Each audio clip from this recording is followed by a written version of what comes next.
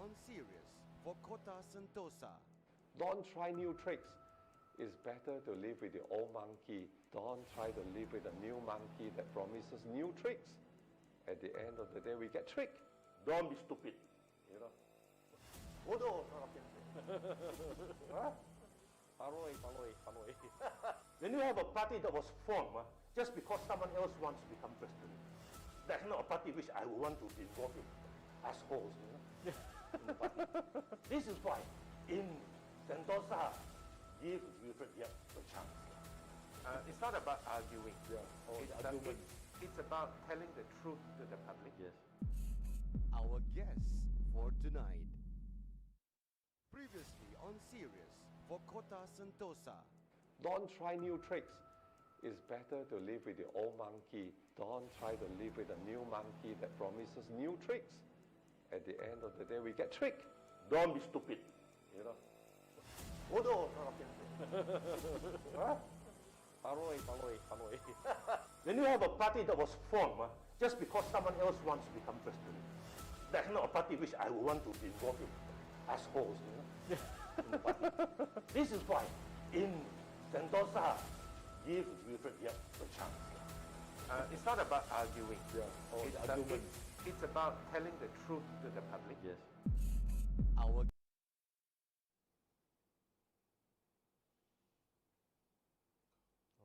Hello, welcome back to series for Kota Sentosa.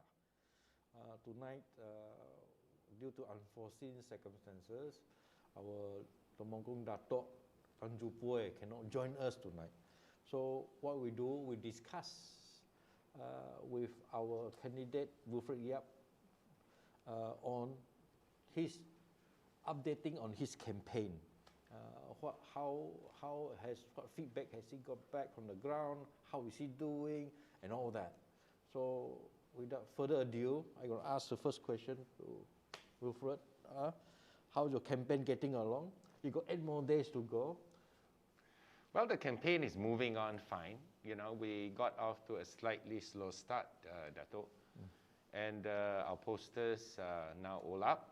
You know, and we are still putting up some more. Our billboards are up. We are now putting up reply banners, so those are coming up. And then we are now decorating all our billboards, and we are also putting up the flags, the huge flags in certain areas, and we are putting in those nice decors at some of the roundabouts. Yes. So it's an interesting time because we have so many parties, and the certain parties are very aggressive until certain area junctions being blocked, and we understand there's a lot of moving and correction in the way they put the signboard up. So, but that's good. It's healthy. There's democracy. There's democracy for everybody. So, and it's only last 12 days. So enjoy the view. You can enjoy all the flags, all the messages that they're sending to you. And Wilfred, what are the messages that you have sent to your voters so far? Well, the message that I've sent is basically consistent over the years. In fact, it is not only during this election that we talk about sending a message across. I think the giving out of this message is a consistent message, and I've always been consistent.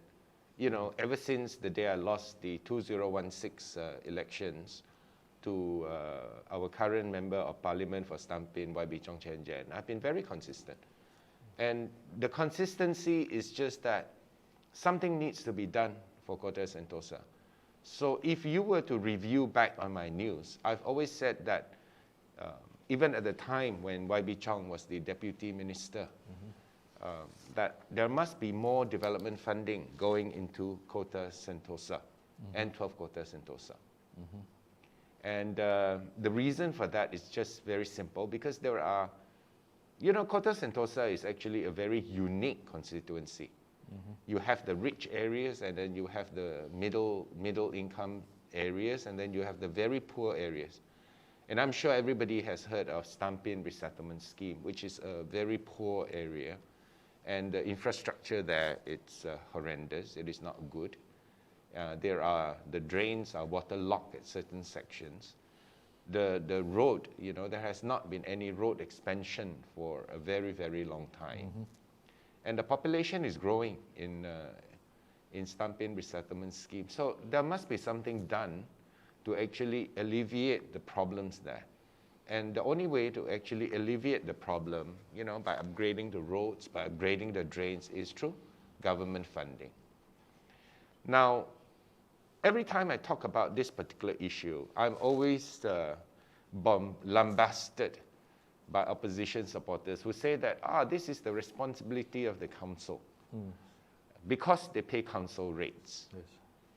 But if you were to actually look at the thing, council rates, okay, is collected or are collected for the purposes of grass cutting, Maintenance. for the purposes of maintenance of drains, you know, but then there is nothing in there on development, you know, New upgrading things. part of it. New amenities. Yes, so for that kind of expenditure, you need to actually knock on doors, you know, get the government to actually pump in a little bit more funding.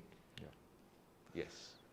And I also read a few things you put up in the press, transparency, and the other one was your oil and gas royalties and all that. Maybe you want to explain again the message.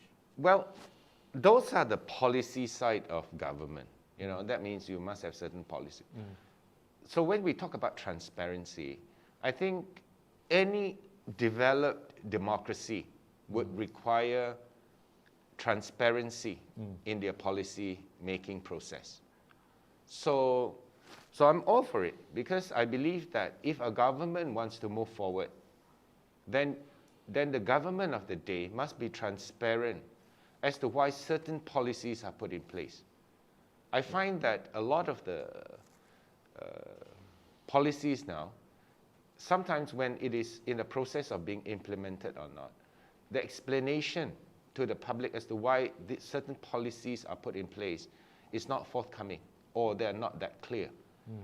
I think this is something that if I'm given the opportunity to be the Wakil Rakyat and to sit in the dune, these are things that I want to highlight to the government of the day.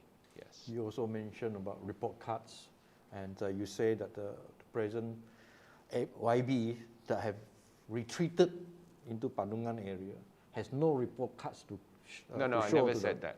What I said is, you know, if you go to school, Yes.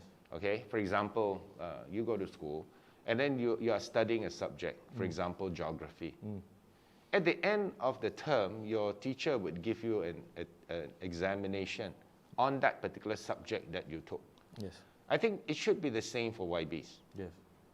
That after the period of which they have been entrusted by the people, given the trust by the people in the last election, you know, before the dissolution, they should come up with what they have done, you know.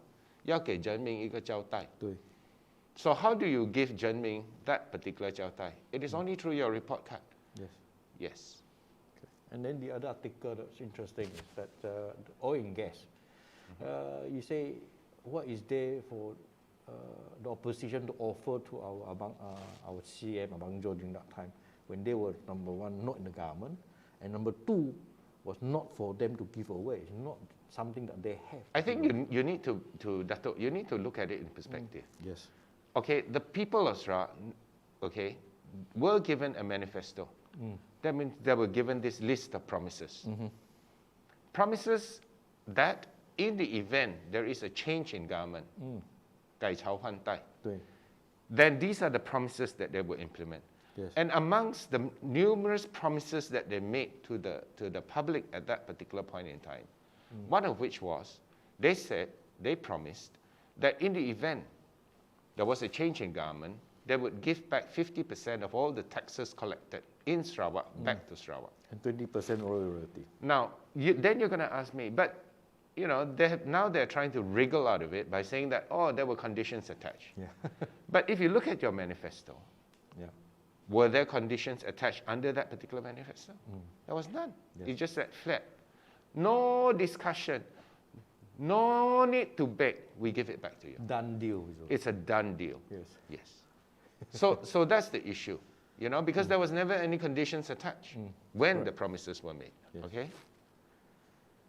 So it's just that basically what for the viewers' information, that we feel that this is the time to tell, to say, to know that what they are made of, what they're capable of, what they say, can they do it, and what they say, would they let you down? What they promise, would they let you down? These are the things are all laid out in front of you for you to decide. And it's very important that the viewers would understand this. And then the other one that I quite like is the poverty eradication, elevation. You say that if you get voted in, you try all your best, make sure that the business opportunity are here, the jobs will be created in Kota Sentosa area. You want to elaborate something on that? Okay, I've always believed about setting achievable targets. Okay? Now, before you want to fly, you must learn how to walk, you must learn how to crawl. Okay. Now, if you look in Kota Sentosa as a constituency, there are pockets of poverty. Now, I spoke about this, and you heard me speaking about it, okay, that the Chinese have got this saying, okay, 我们可以穷，可是我们不可以穷在教育。Which means that every Chinese know, and it is the custom, it is our tradition of our Chinese culture that education plays a very, very important role. 最重要的。 Yeah. So to lift our society or to lift these poor segments of society out from poverty, there must be an emphasis on education. Yes. Okay? Because with education, you can get a better paying job. With education, you can move up the economic ladder. With education, you will have the knowledge to actually divulge or to actually invest in certain businesses, industry. Because without knowledge, which comes from education, Correct. you will not be able to actually achieve the kind of targets that you want to achieve. Correct.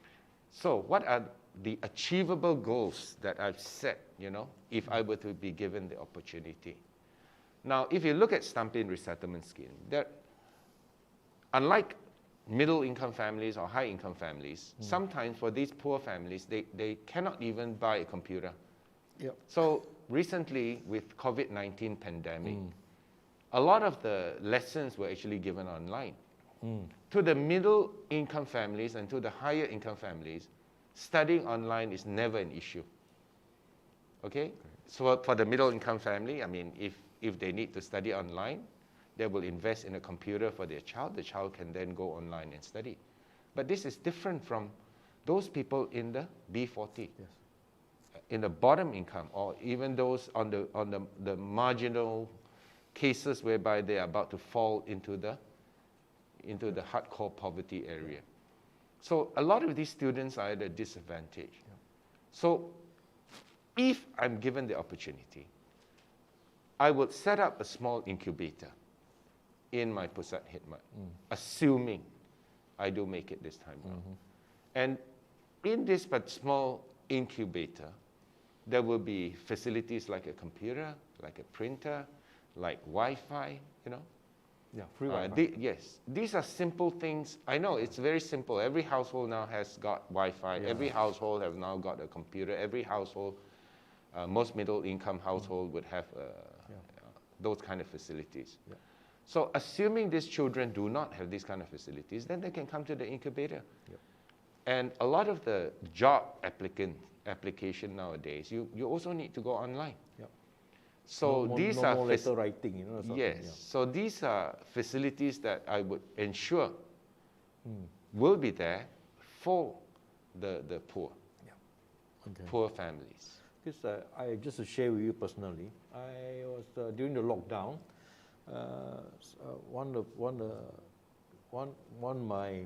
Some student will always call me because of the food aid. We gave them the family the food aid. But she kept my number and she called me. She said, "I am a student. I need data. Is there any free data?" They even getting to data. Getting free data is a problem. I said, "No, Cellcom and all that operators give you 1 gig." He said, "Uncle, not enough. We got so much work to do." So I say, what you can do, you look for cafes. you know, like Starbucks and all that. But during lockdown, none of these are open. You can't go to Starbucks because a Too drink at expensive. Starbucks is very expensive. Yeah, so what they do, they sit near Starbucks and use the Wi-Fi, that sort of thing. That's why you see a lot of gathering around in this cafe thing. But it's something maybe I want to share with you so that when you do the incubator, remember that these people will come because they need this free data in that time.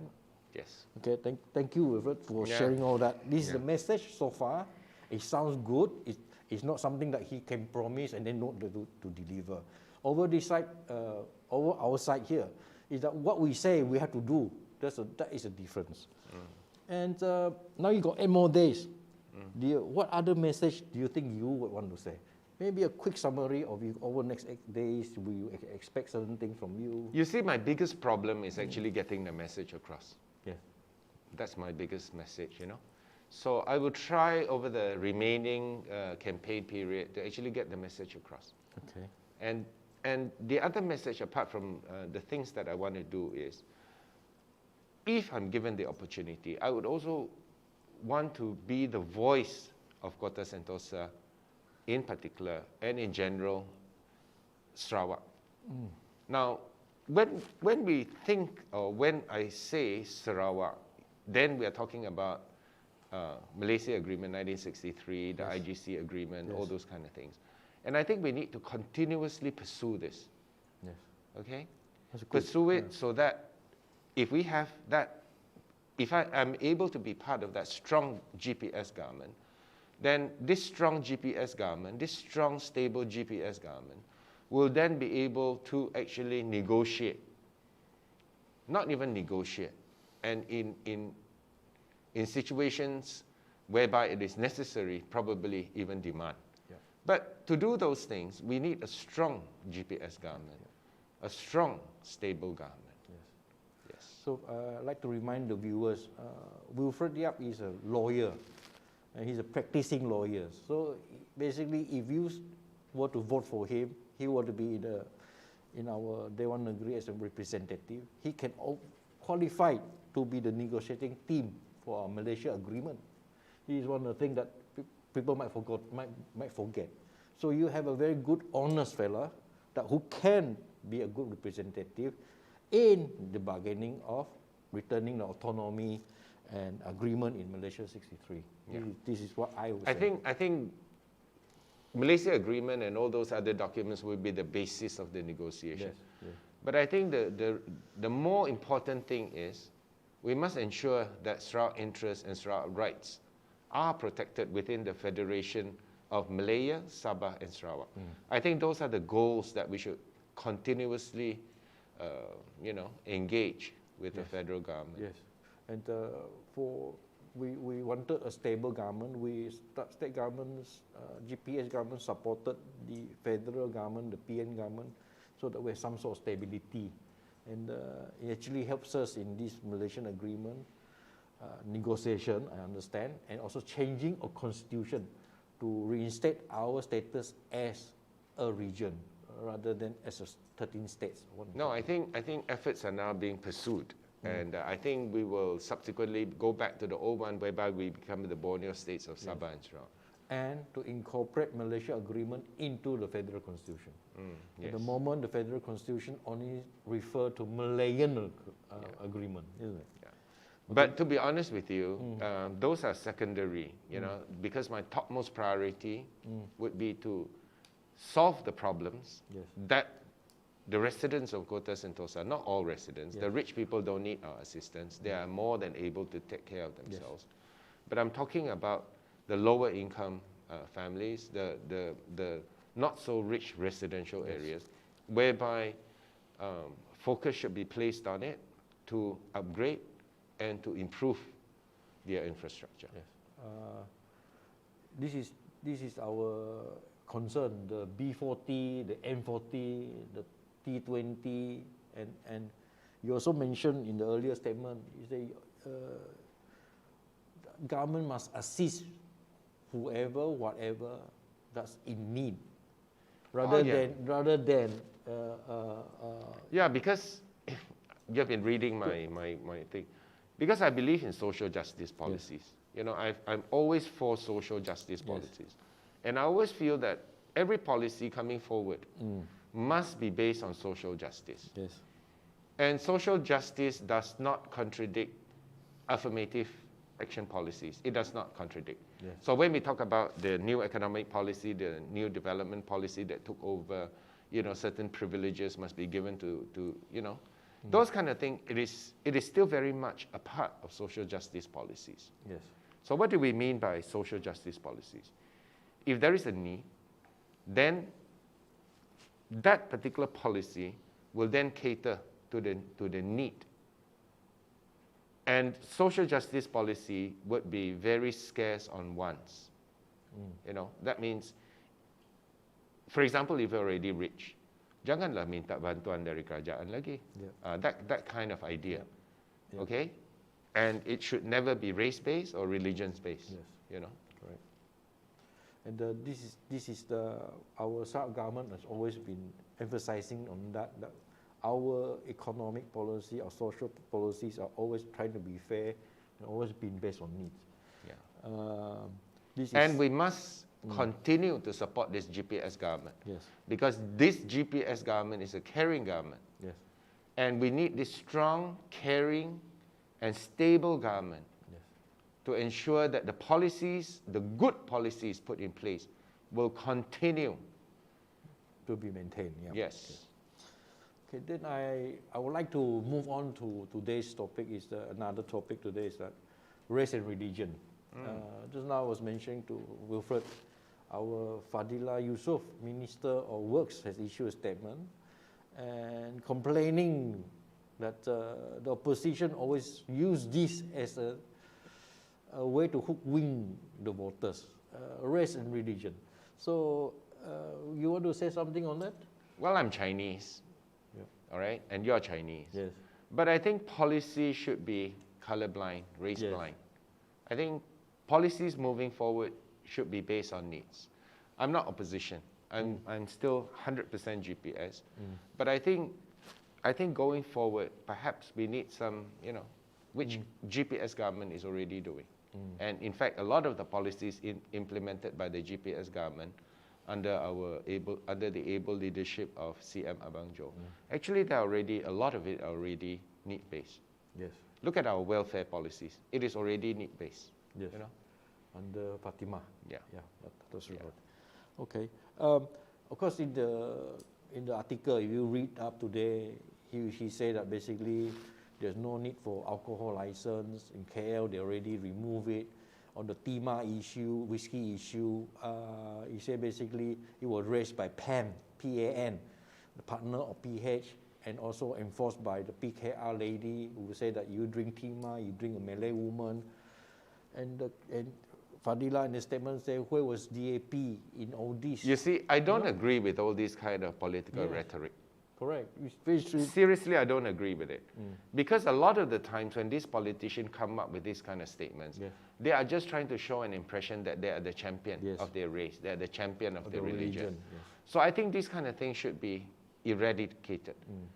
And I think hopefully when our electorate achieves a certain level, then when politicians play on this kind of rhetoric, our electorate will just automatically get rid of them. Your poverty eradication, the education, hopefully will erase all this. Together, with income better and education, they get a better income, they don't get winged easily. Yes. This is I think that should be the way going forward. Which you already promoted. Yeah. Going forward, I think it should be like that. Okay. And then maybe the final question. I always like to say opposition is always consistently inconsistent. He said that before the election was announced, opposition said we should not hold a state election in this pandemic. I know that our infection rate is dropping. We know that we're already having a lot of people fully vaccinated, including myself, and a lot of people get booster shots also. And you can tell up to today, the infection rate is less than 100 for whole Sarawak.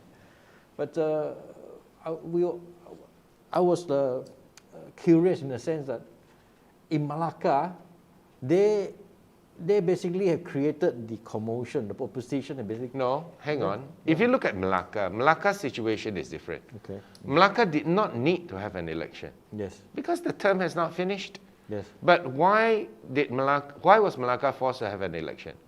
Because of Kataks, isn't it? Yes. If there were no frogs, none of this would have happened. Yes. Coming back to Sarawak, you see, our chief minister is a responsible chief minister. Yes. He could easily have said, okay, let the emergency go on until February next year. Then he doesn't need to call the elections, isn't it? Because by emergency rule, he can rule Sarawak until next year. That's right. But why did he do it? Yeah. What did he say? Yeah. He said, look, in a democracy, in a developed democracy, in a mature democracy, the people's mandate must be obtained for him to carry on and for him to actually implement the policies he wants to implement. So the situation in Malacca and Sarawak is totally different. Yeah. In Sarawak, we are doing it in accordance with the rule of law. There was a necessity because the mandate has actually run out. The mandate is for 5 years. Yes. Okay? Contrary to the situation in Sabah, whereby they wanted an election because the government collapsed. Yeah. So that means what is basically we are saying is Dato, the CM here wants to be more accountable. Yes. Because I remember that he held a little budget meeting in BCCK because we cannot have a Dun meeting, a Dewan Negeri meeting in the emergency. But he wanted to make sure that everybody knows what is the budget for the coming year. And he actually tabled it within a meeting, but not in a Dewan Negeri setting, and because of the emergency. So basically, he is telling everybody that GPS government wants to run it transparently, accountable, and in all fairness to everybody. Yes. I think that was the message, that why he must hold this election as soon as possible. Yeah.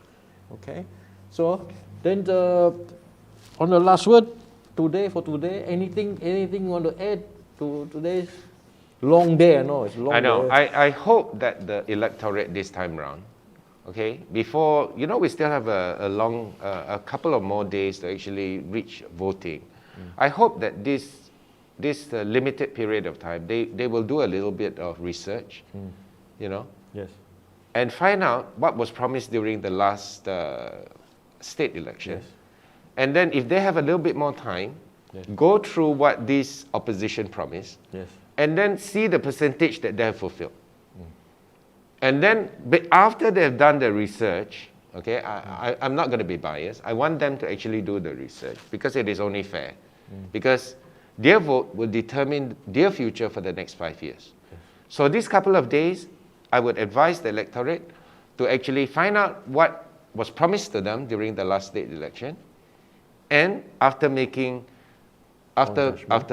research on what was promised and what was not delivered, then they go and make an informed decision. Yes. That's my message for today. Yeah. So what Mr. Wilfred Yap say, basically your candidate is now in the information age now. So it's quite easy to Google everything. So you can Google and see what they promised 5 years ago and how much have they done. Yes. I think they promised everything to everyone. So I don't think they can do very much. Okay? And this is how much I know the situation. And with Wilfred's informations and knowledge sharing tonight, hopefully people will make a wise decision on the 18th of December. Thank you. And tonight with that, I say thank you and good night. Yeah. Thank you and good night.